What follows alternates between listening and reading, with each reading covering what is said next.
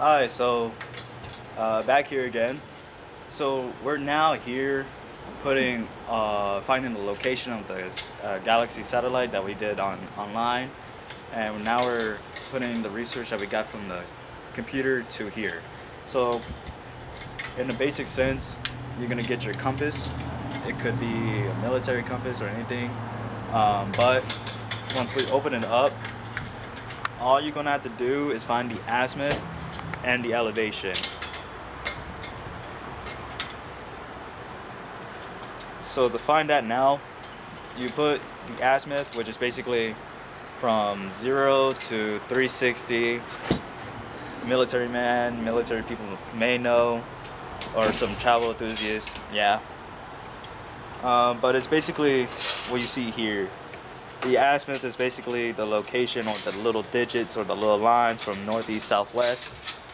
And then this is your elevation.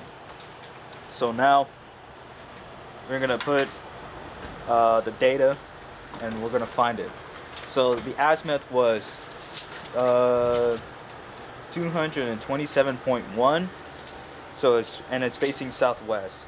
So we're gonna put the compass basically around southwest, and we're gonna use this compass to get an accurate data on it, which it should be here, estimately. Then we're gonna use this. We're gonna lift this up. It wants to stay up, and then we're gonna go pointing upwards. Since this is 0 and it goes to a straight 90 degrees, you don't have to worry about having the wrong data. And the elevation was 40, so we go all the way up until it says 40 there, and it's basically pointing somewhere around this grid square of the sky.